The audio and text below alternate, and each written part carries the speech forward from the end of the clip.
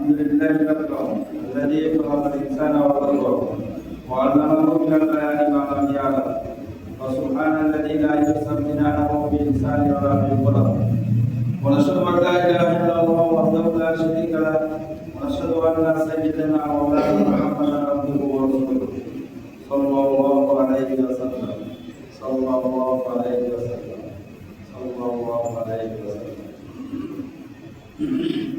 মহতারাম বুজুর্গ দোস্ত আল্লাহ তাআলার বিশেষ মেহরবানি যে আপনাকে আমাদের মুমিন ইমানদার করেছেন।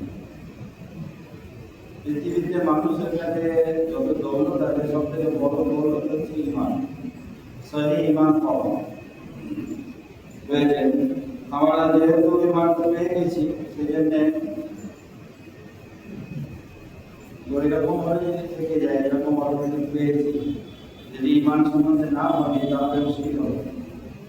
বুঝলেন, ইমান সম্বন্ধে ভাবতে হবে ইমান কি করে শক্তিশালী হয়, কি করে কমজোর হয়ে যায়, এগুলোকে উৎপন্নিত হবে, দেখতে হবে, জানতে হবে। এই যে মসজিদে আপনারা এসেছেন, যদি কথা শুনছেন, মসজিদে আসাটা মসজিদের যা হচ্ছে মুসল্লিরা, এই যে মুসল্লিরা যখনই মসজিদে আসতে থাকবে অটোমেটিক ইমান শক্তিশালী হবে।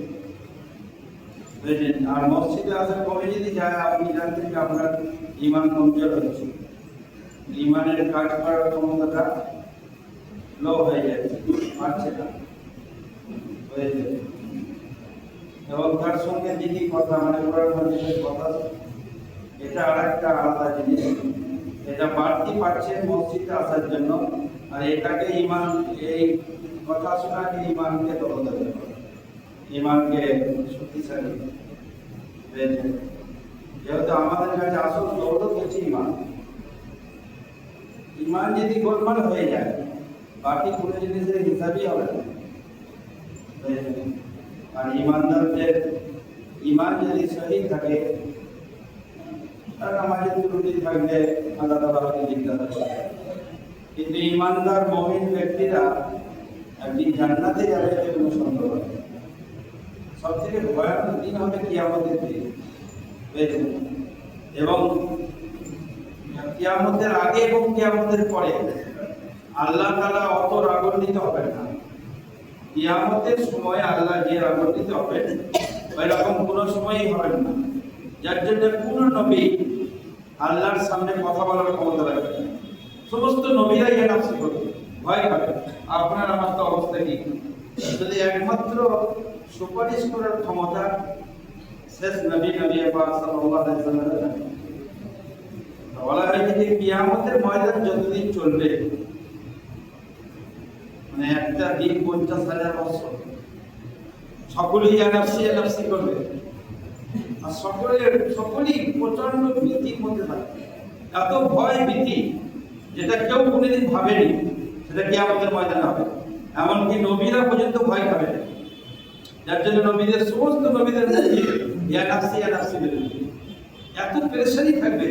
এই পেরেশানির মধ্যে থেকে কিছু লোক, এই উম্মতে মুহাম্মদী সাল্লাল্লাহু আলাইহি ওয়াসাল্লামের কিছু উম্মত প্রথমে নবী সাহেবের কাছে ছুটবে, আদম আলাইহিস সালামের কাছে, যিনি আদি পিতা, প্রথম মানুষ, প্রথম নবী।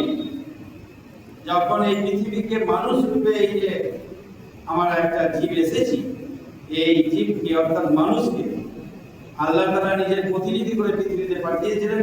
তিনি সর্বপ্রথম আদম আলাইহিস সালাম, ওনাকে নবী করেছিলেন।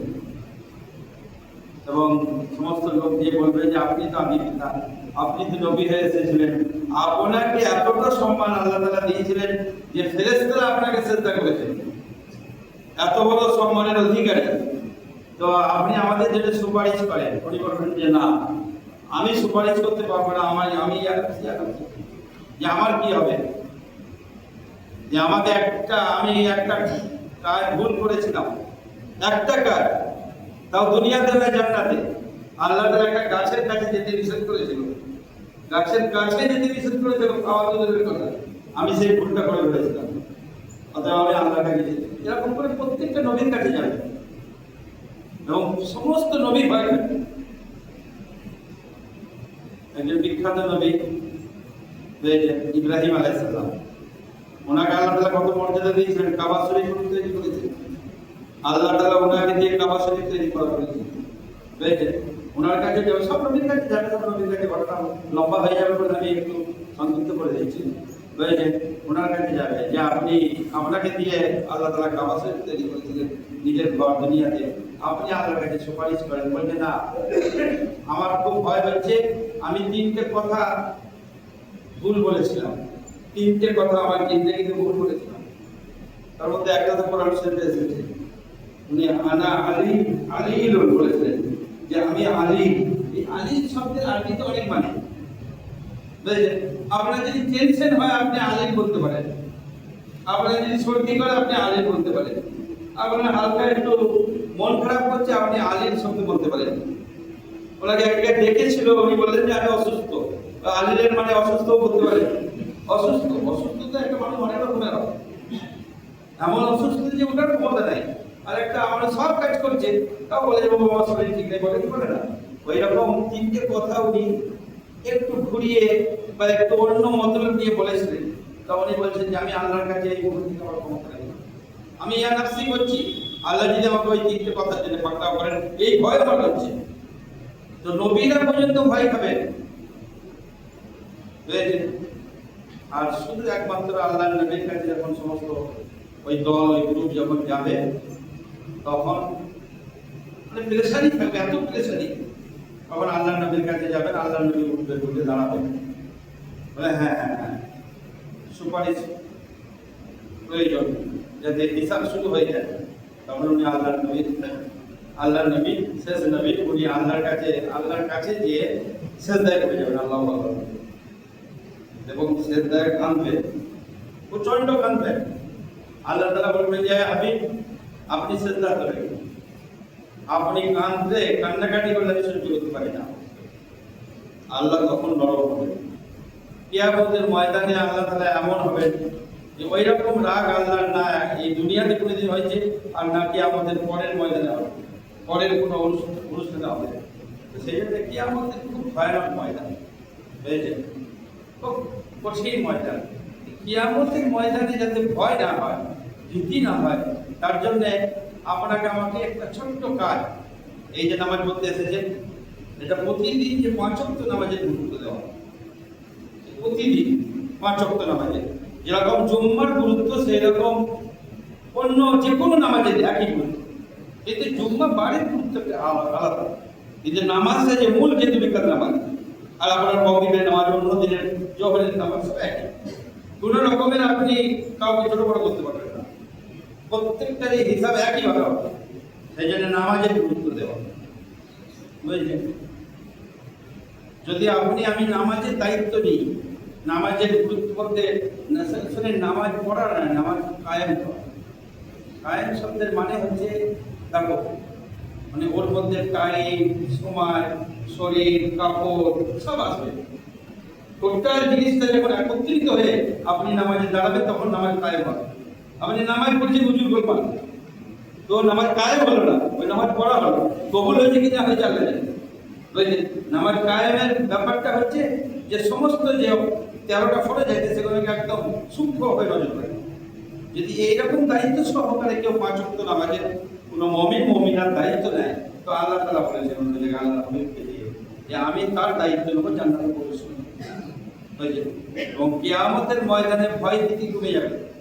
এবং আরেকটা হচ্ছে 7 দল মানুষের মধ্যে এক দলে হয়ে যাওয়া। 7 দলের মধ্যে এটা একটা আছে, মসজিদকে আবাদ করে দিয়ে না। এই যে মসজিদে যান হচ্ছে মুসল্লি, ওই ইগুলো না।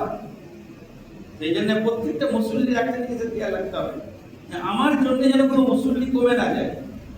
যদি আপনার জন্য কোনো মুসল্লি আসা কমে যায়, এটা বহু কষ্টের কথা। আপনি এমন আচরণ করবেন না কোনো মুসল্লির সঙ্গে, সে ঘোড়া হোক আর ল্যাংড়া হোক, এমনকি ছোট বাচ্চাদের জন্য। ছোট বাচ্চারা আসে না এখন অনেক, এটা খেলাবি সব বাচ্চাদেরকে নিয়ে আসবেন, আর বাচ্চারা ডিস্টার্ব করলেও কেউ কথা বলবেন, ও বাচ্চারা ডিস্টার্ব করবে। বাচ্চারা যদি এখন থেকে না আসে তো পরবর্তীতে বাচ্চারা আসবে না, আমরা চলে যাবার বাচ্চারা মসজিদে আসবে না। এই জন্য বাচ্চাদেরকে নিয়ে আসবেন, একটু গোলমাল করবে, সব করবে, সে আল্লাহ নবীর হাদিস আমরা শুনেন কি হযরত হাসান হুসাইন নবী সাহেব নামাজের মধ্যে ঘাড়িয়ে পড়তো, হাতে এত বস্তু বলে বস্তু পড়তো, আবার সেজদা থেকে উঠে কান থেকে নামিয়ে দিতে চাপিয়ে দিত, শোনেননি? তখন যদিও নামাজটা ওইভাবে ছিল না, কুমু লিল্লাহি ওয়ালিদিন একটা কোরআনের আয়াত, এই আয়াতটা আসার পরেতে ওইরকম হয়নি। পাশে দাঁড়াতো, ডিস্টার্ব করতো, কিন্তু যিনি নামাজি তিনি ওনার দিকে খেয়াল করতেন। বুঝলেন? বাচ্চাদের মসজিদে আসা এটা একটা আলাদা রকম, এবং বাচ্চাদের ভবিষ্যতের জন্য এটা খুব প্রয়োজন। বুঝলেন?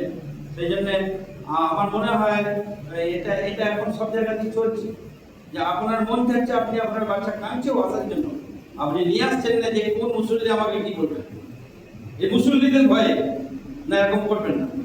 মোটামুটি ক্লাস 4, 3, 4, 5 যদি পড়ে নিয়ে আসেন। বুঝলেন? আল্লাহ নবী নামাজ পড়াতেন, তখন ছোট ছোট বাচ্চারা আসতো, বাচ্চাদের কান্না শুনে উনি নামাজের কেরাত শুরু করে দিতেন, কিন্তু কোনোদিন বলেননি মায়েদেরকে যে তোমার বাচ্চা ঘরে রেখে আসবে। বুঝলেন? সেই জন্য বাচ্চাদেরকে নিয়ে আসবেন। বাচ্চা এখন সব মসজিদে দেখি কম আসে। বুঝলেন?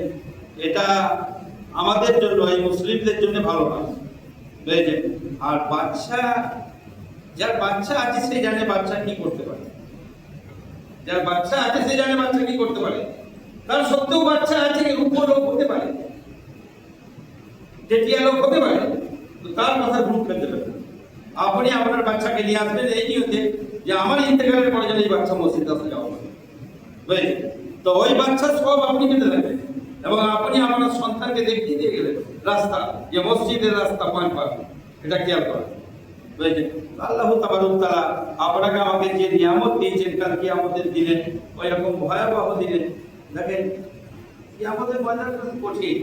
আবার যখন আমরা স্টার্টিং, মানে আমাদের দ্বিতীয় বাসস্থান বা চিরস্থায়ী বাসস্থানের যে স্থান, মানে কবর, এটা খুব ভয় না, খুব কঠিন।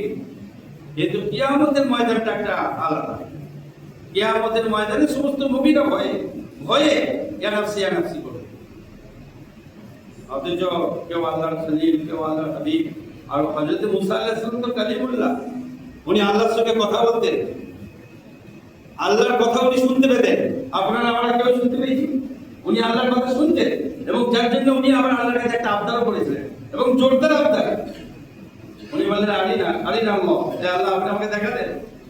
যেহেতু কথা শুনতে পারলেন, উনি বললেন আলিনা, হে আল্লাহ আপনি আমাকে দেখা দেন। আল্লাহ বললেন লান তারানি, খবরদার, অসম্ভব দেখা, দেখতে পারবে না। তাও উনি জিজ্ঞেস করলেন, বললেন না আল্লাহ আমি দেখবো। উনি দেখবো যে এই উনি বায়না ধরেছিলেন, ছাড়েননি, এবং ওনাকে দূরে আল্লাহ তাআলা দেখিয়েছিলেন, দেখা দিয়েছিলেন, কিন্তু সহ্য করতে পারেননি। তো সেই জন্য কথা হচ্ছে এইরকম বড় বড় নবী, নবীদের সঙ্গে আল্লাহর যে তাল্লুক, যে কানেকশন, যে কথাবার্তা যদি আপনি দেখেন তো অবাক হয়ে যাবেন। কিন্তু কিয়ামতের ময়দানে ওই হযরত মুসা আলাইহিস সালাম ওই রকম জবরদস্ত নবী পর্যন্ত ইয়ানাফসি করবেন, হযরত ইব্রাহিম আলাইহিস সালাম পর্যন্ত ইয়ানাফসি করবেন, যে আমার কি হবে, যে শব্দ আপনি আমি বলবো ইয়ানাফসি, আমার কি হবে। বুঝলেন?